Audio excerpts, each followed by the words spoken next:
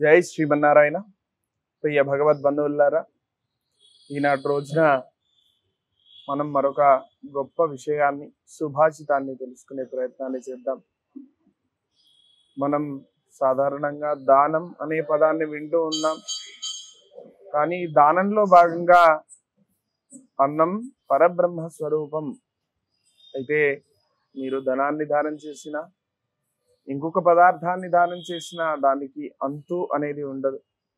అంటే దాని ద్వారా పొందినటువంటి గ్రహీత తృప్తి చెందడు. కానీ ఎప్పుడైతే మనం అన్నదానాన్ని నిర్వహిస్తామో, ఒక ఆకలితో ఉన్న వ్యక్తికి ఒక పట్టెడన్నాన్ని మనం పెట్టగలుగుతామో, వాడి కడుపు నిండితే కనీసం ఇంకొక మెతుకైనా కూడా అతడు ముట్టుకోడు. అంటే అన్నదానం ద్వారా అతడు పూర్తిగా తృప్తి చెందుతాడు.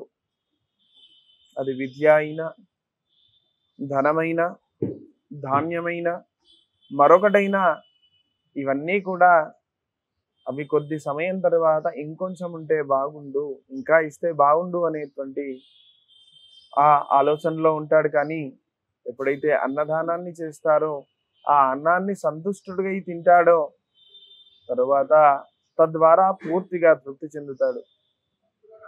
అందుకే వేదం అన్నం బ్రహ్మే దివ్యగానాత్ అన్నాద్దేవ కల్విమాని భూతాని జాయంతి అన్నేన జాతాని జీయంతి అన్నం ప్రయంతి అభిసంవిశంతి తద్ విజ్ఞాయ అంటూ అన్నం గురించి అన్న సూక్తంలో గొప్పగా వివరించింది. అంటే అన్నేన జాతాని జీయంతి అంటే అన్నంతో, అంటే ఆహార పదార్థం చేత జీవులన్నీ కూడా ఉజ్జీవింపబడతాయి, రక్షింపబడతాయి. ఆ జఠరాగ్ని ప్రశమనం చేయడానికి మనం పరిశేచనం చేసి మొదటగా 5 ఆహుతులను మనం సమర్పిస్తాం.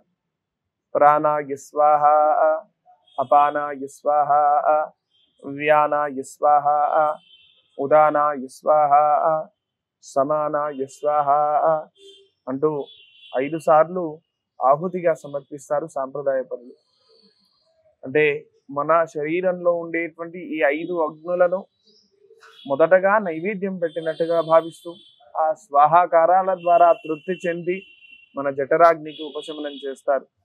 వీటినే మనం ఎక్కడ యజ్ఞం చేసినా, హవనం చేసినా, పూజ చేసినా, మనం నైవేద్యం నివేదించే సమయంలో వీటిని సర్వసాధారణంగా వింటూ ఉంటాం. కాబట్టి అలాంటి గొప్పదైన అన్నదానాన్ని చేసి తరించి ఆచరించిన మహానుభావులు ఎందరెందరో. పశ్చిమ గోదావరి జిల్లాలో ఉన్న డొక్కా సీతమ్మ గారు కనీసం తాను తినడానికి తిండి లేకపోయినా ఇంకా ఎందుకు ఈ దానం అంటే, నేను తినకపోయినా ఆకలితో ఉన్న వ్యక్తి యొక్క ఒక కడుపు నింపగలిగితే తద్వారా వచ్చే సంతోషమే నాకు గొప్పది అని చాలా సూక్ష్మమైన ధర్మాన్ని బోధించిన గొప్ప పరమాత్మ చరిత జీవి. అయితే తాను కూడా ఆ ధర్మాన్ని పాటించింది. ఆకలితో ఉన్న ఏ ప్రాణినైనా కడుపు నింపాలనేటువంటి ఒక గొప్ప దాన గుణాన్ని, ధర్మగుణాన్ని కలిగి ఉన్నది. మనం దానానికి గొప్పవాడుగా చెప్పుకునేటువంటి దాన కర్ణుడు అంటాం. కానీ ఆ కర్ణుడు తన జీవితాన్ని చాలించిన తర్వాత తిరిగి వెళ్ళి ఆ స్వర్గానికి వెళితే అక్కడ తాను స్వర్గానికి వెళ్ళే ముందు వైతరిని దాటగానే అక్కడ మనుషులు చేసేటువంటి యొక్క ఆ కర్మలకు ప్రాయశ్చిత్తాలన్నీ కూడా ఉంటాయి. దాంట్లో భాగంగానే మనము ఎలాంటి విషయం చేస్తామో అదే మనకు అక్కడ లభిస్తుంది. అయితే ఈయన కూడా తన మీద ఉన్నటువంటి బంగారం కానీ ఇవన్నీ కానీ చేశాడు, ధనాన్ని కానీ చేశాడు, కవచ కుండలాలను ఇచ్చాడు, శస్త్రాలను ఇచ్చాడు, ఇవన్నీ ఇచ్చాడు. కానీ ఆయన ఏనాడు కూడా అన్నదానం చేయలేదు. అయితే ఇదే విషయాన్ని కంచి పరమాచార్య స్వామి వారు కూడా అనేక సందర్భాల లోపల ప్రస్తావన చేసి అన్నదానం యొక్క విశిష్టతను తెలిపారు. అలాగే ఈనాడు మనం అన్నదానం గురించి మాట్లాడుకుంటూ ఈనాడు మన ఆలయ ధర్మం కూడా తెలుసుకోవాలి. మన సనాతన ధర్మాన్ని గురించి తెలుసుకొని మన పిల్లలకి చెప్పాలి. ఇంట్లో అన్నాన్ని పారవేసే సాంప్రదాయాన్ని మనం మానేయాలి. సుమారుగా 64 రోజులు కష్టపడితే, ఒక అన్నదాత కష్టపడితే ఆ మెతుకు నీకు వచ్చి చేరింది. కాబట్టి ఆ కష్టాన్నంతటినీ కూడా పిల్లలకు మీరు తెలియజేయాలి. తద్వారా అన్నం పైన గౌరవం పెరుగుతుంది. ఈనాడు మనం చూసుకుంటే ఎన్నో ఆలయాల్లో మనం అన్నదాన కార్యక్రమం జరుగుతూ ఉంది. అదే మన సనాతన సాంప్రదాయం యొక్క గొప్పతనం. అంటే సనాతన సాంప్రదాయం ఎప్పుడూ కూడా తన యొక్క రక్షణ, పోషణ వ్యవస్థనే చూడదు.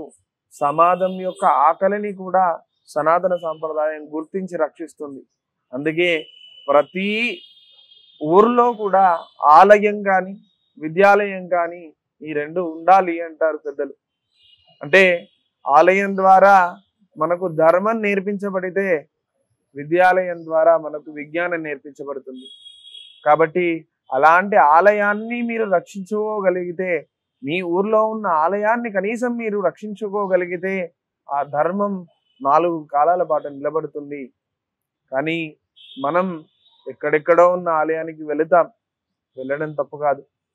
కానీ కనీసం నీ దగ్గర ఉన్నటువంటి ఆలయానికి నీకు తోచినంతగా సహాయం చేయడం, ఆ ఆలయం యొక్క శుభ్రం చేసే కార్యక్రమాల్లో పాల్గొనడం, నీ ఊర్లో ఉన్న ఆలయంలో ఆ ధూపదీప నైవేద్యాలు జరిగేట్టుగా మీరు చర్యలు తీసుకోవడం, మన గుడిని మనం రక్షించుకోవడం, ఇది భావితరాలకు మనం ఇచ్చేటువంటి ధర్మ సంరక్షణ. ఇది మరొకటి కాదు. కాబట్టి అలా మనందరం కూడా ఆ ధర్మాన్ని రక్షించుకోవడానికి మనం చూస్తే ఎన్నో ఆలయాలండి అనేక రకాలుగా అన్నదానాన్ని చేస్తూ కొన్ని వేల మంది, లక్షల మంది కడుపులు నింపుతూ ఉన్నాయి. ఎక్కడెక్కడి నుంచో వస్తూ ఉన్నారు, అనాథలు ఉన్నారు. వారందరికీ కూడా ఇలాంటి ఆలయాల ద్వారా కడుపు నింపకపోతే ఏ ప్రభుత్వాలు కూడా ఈ పని చేయట్లేదు. కానీ ఒక ఆలయం అనేక మంది కుటుంబాలకు పోషణగా ఉంటుంది. దానిలో జరిగే ప్రతి దైవ కార్యక్రమంలో కూడా ప్రతి ఒక్క కులం నుంచి ప్రతి వ్యక్తిని పాల్గొని తద్వారా ఆదాయం పొంది తన జీవితాన్ని గడుపుకునే గొప్ప అవకాశం ఆలయాలు కల్పిస్తాయి. అందుకే దాంట్లో జరిగే ఉత్సవాల్లో ప్రతి ఒక్కరూ కూడా పాల్గొంటారు. తెలిసి కానీ తెలియక కానీ ప్రతి ఒక్కరూ పాల్గొని తత్ఫలితంగా ప్రతి ఒక్కరూ కూడా దానిచే లబ్ధిని పొంది వారి యొక్క జీవితాన్ని గడుపుకుంటారు. కాబట్టి ఆలయాలు, మన యొక్క ధర్మము, మన యొక్క సాంప్రదాయాలు ఇవన్నీ కూడా మన యొక్క రక్షణ, మన యొక్క అస్తిత్వము. కాబట్టి వీటన్నిటినీ కాపాడుకోవడం మన బాధ్యత. కాబట్టి మనందరం కూడా వీలైన మన ఆలయాలను రక్షించుకుందాం.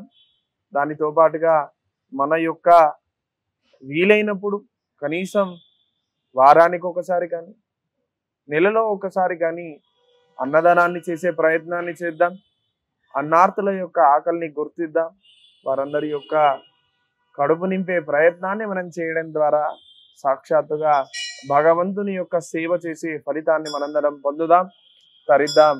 జై శ్రీమన్నారాయణ, జై శ్రీరామ్.